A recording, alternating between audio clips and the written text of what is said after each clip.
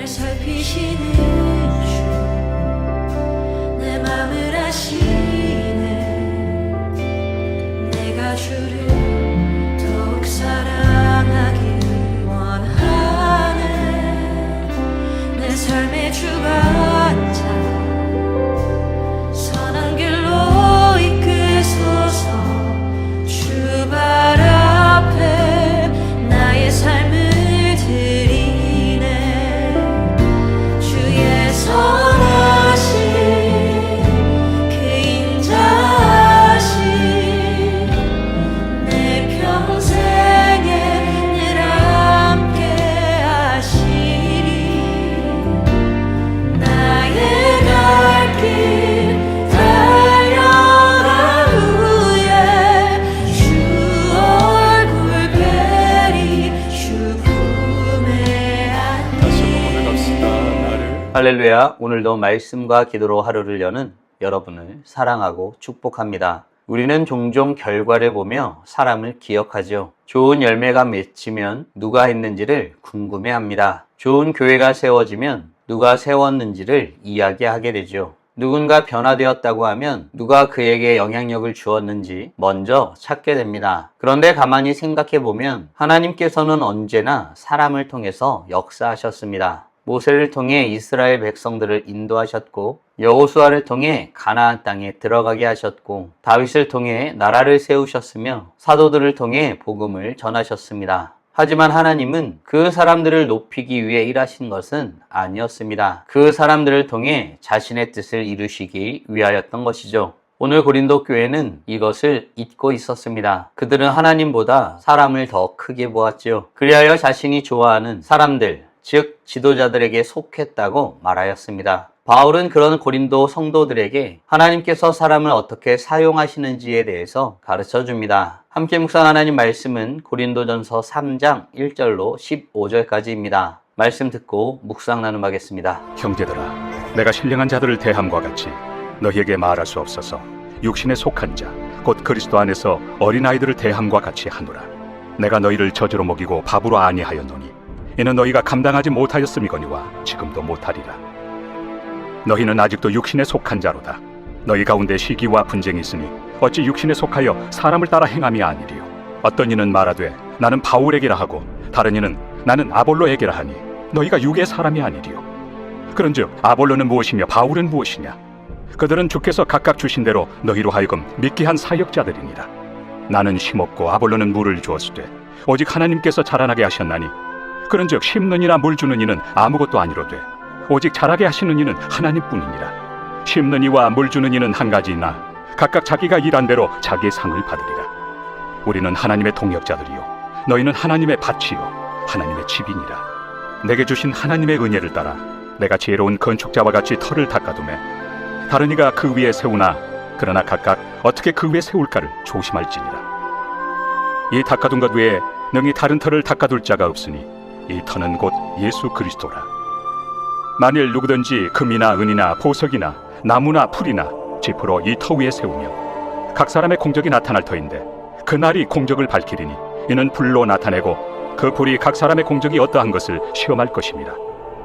만일 누구든지 그 위에 세운 공적이 그대로 있으면 상을 받고 누구든지 그 공적이 불타면 해를 받으리니 그러나 자신은 구원을 받되 불 가운데서 받은 것 같으니라. 오늘 본문은 바울이 하나님께서 어떻게 사람을 세우시고 그들을 통해 일하시는지에 대해서 설명하는 내용을 다루고 있습니다. 고린도 교회는 분열의 문제를 가지고 있었죠. 성도들은 바울파와 아볼로파로 나뉘어 서로를 비교하고 자랑했습니다. 바울은 이것이 성숙한 믿음이 아니라고 육에 속한 어린 신앙의 모습이라고 말하고 있습니다. 그리고 자신과 아볼로는 하나님께서 사용하시는 일꾼일 뿐이라고 말하고 있죠. 바울은 이렇게 사람으로 인해 편을 나누고 분쟁하고 있는 고린도 교회 성도들의 모습이 어떤 모습이라고 말하고 있을까요? 3절, 4절입니다. 너희는 아직도 육신에 속한 자로다.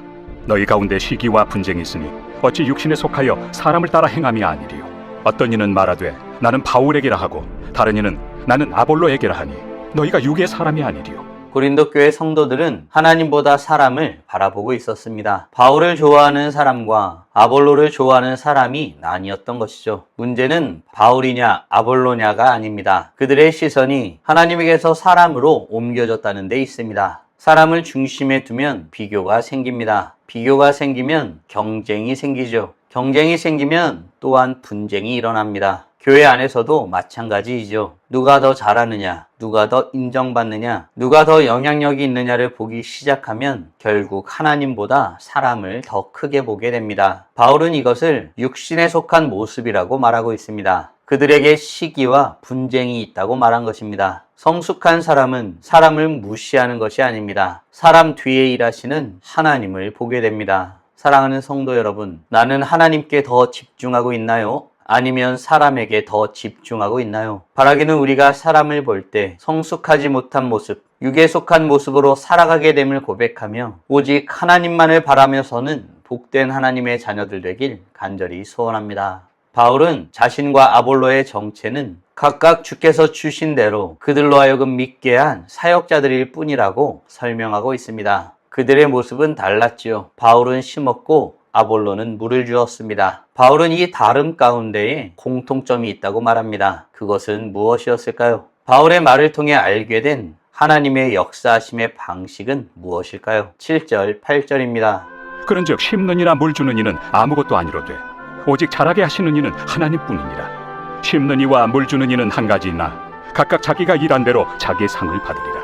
바울은 심었고 아볼로는 물을 주었지만 둘 다 중요한 일을 한 것은 사실입니다. 다만 둘 다 열매를 맺을 수는 없었죠. 열매는 오직 하나님께서 맺게 하시는 것입니다. 이것이 하나님 나라의 원리이지요. 하나님은 사람을 사용하십니다. 목회자를 사용하시고 교사를 사용하시고 부모를 사용하시고 성도를 사용하십니다. 그러나 그들이 결과를 만들어낼 수는 없습니다. 오직 하나님께서 일하실 때에 자라게 하시고 열매 맺게 하실 때에 그 결과가 나타나는 것입니다. 개혁주의 신학은 하나님의 주권을 강조하죠. 사람은 도구입니다. 하나님이 주인이십니다. 사람은 순종하고 하나님은 역사하십니다. 사람은 심고 하나님은 자라게 하십니다. 그래서 우리는 사람을 자랑할 수도 없고 사람을 우상처럼 여길 수도 없습니다. 오직 하나님만 높여야 합니다. 사랑하는 성도 여러분, 나는 하나님께 쓰임받는 도구라는 사실을 기억하며 살아가고 있나요? 바라기는 하나님의 도구로 쓰임받는 것 자체가 하나님의 동역자가 되는 영광스러운 일임을 알아 주님께 쓰임받아 살아가길 소원하는 복된 하나님의 자녀들 되길 간절히 소원합니다.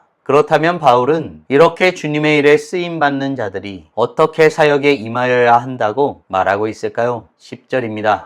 내게 주신 하나님의 은혜를 따라 내가 지혜로운 건축자와 같이 터를 닦아두매 다른 이가 그 위에 세우나 그러나 각각 어떻게 그 위에 세울까를 조심할지니라. 하나님께서 사람을 사용하신다고 해서 아무렇게나 해도 되는 것은 아니었습니다. 바울은 이제 한 걸음 더 나아가죠. 하나님께서 사용하시는 사람은 맡겨진 일을 신실하게 감당해야 합니다. 그래서 바울은 조심하라고 말하죠. 하나님께서 맡기신 일을 어떻게 세우는지가 중요하다고 말합니다. 교회를 섬기는 것도, 가정을 세우는 것도, 자녀를 양육하는 것과 직장에서 살아가는 것도 마찬가지입니다. 하나님께서는 우리에게 맡기신 삶의 자리가 있습니다. 그리고 우리는 그 안에서 그 맡은 것에 충성을 다해야 합니다. 왜냐하면 하나님께서 맡기셨기 때문이죠. 결국 하나님은 얼마나 유명했는가 보다 얼마나 신실했는가를 보십니다. 얼마나 많은 일을 했는가 보다 어떤 마음으로 감당했는가를 보시는 분이십니다. 하나님께 쓰임받는 사람은 자신을 드러내지 않습니다. 오직 맡겨진 일을 신실하게 감당할 뿐입니다. 사랑하는 성도 여러분, 오늘 우리는 바울이 하나님께서 사람을 통해 일하시는 방식이 무엇인지를 설명하는 내용을 묵상하였습니다. 다음 질문들을 통해 말씀을 정리하고 더 깊게 묵상해 보기 원합니다. 하나님은 하나님의 놀라운 섭리와 역사하심 가운데 사람을 사용하심을 믿으시나요? 아울러 내가 주께 쓰임받는 것은 주의 동역자로 여겨지는 영광스러운 이름을 고백하며 맡겨진 일을 신실하게 감당하길 소원하고 있나요? 하나님께 쓰임받는 삶을 살아가기 위해 지금 당장 할 수 있는 일은 무엇이 있을까요? 묵상하신 대로 주님 앞에 나아가 찬란하게 빛나길 간절히 소원합니다. 다 함께 기도하겠습니다. 살아계신 하나님 감사합니다. 오늘도 우리에게 복된 날을 허락하여 주시고 주의 말씀으로 하나님이 어떤 분이신지 무엇을 원하시는지 우리가 어떤 존재이고 어떻게 살아야 하는지 깨닫고 고백하게 하심에 감사드립니다. 주님은 살아계십니다. 역사하십니다. 사람을 통해 그 놀라운 일들을 행하시는 그 아름다운 일을 바울을 통해 듣게 되었습니다. 하나님, 그러나 이 놀라운 역사하심 가운데 사람을 보는 인간의 어리석음을 경계하시고 우리를 얼마나 고귀하게 여기시며 아름답게 보시고 사용하시는지를 말씀을 통해서 확인하게 됩니다. 주님께 쓰임받는 것은 주님께 동역자로 여김받는 것이요, 그 고귀하고 아름다운 자리에서는 아름답고 영광스러운 것임을 말씀을 통해서 확인하게 됩니다. 그리하여 우리가 마땅히 보여야 될 삶의 모습은 맡겨진 일에 최선을 다하는 신실한 모습으로 나아가는 것임을 다시 한번 확인하게 됩니다. 주님, 우리의 삶의 모습을 돌아보며 다시 한번 주님께서 맡기신 일이 무엇인지를 살펴보게 됩니다. 주님, 무엇보다 주님께서 맡기신 일에 최선을 다하며 살아가는 우리 모두가 될 수 있도록 은혜 내려 주시옵소서. 이로써 찬란하게 빛나는 우리 모두가 되게 하여 주시고 오늘도 주님과 함께 살고 이웃과 함께 살아 우리의 삶을 통하여 영광 돌리게 하여 주시옵소서. 이 모든 말씀 우리 주 예수 그리스도의 이름으로 기도드리옵나이다. 아멘.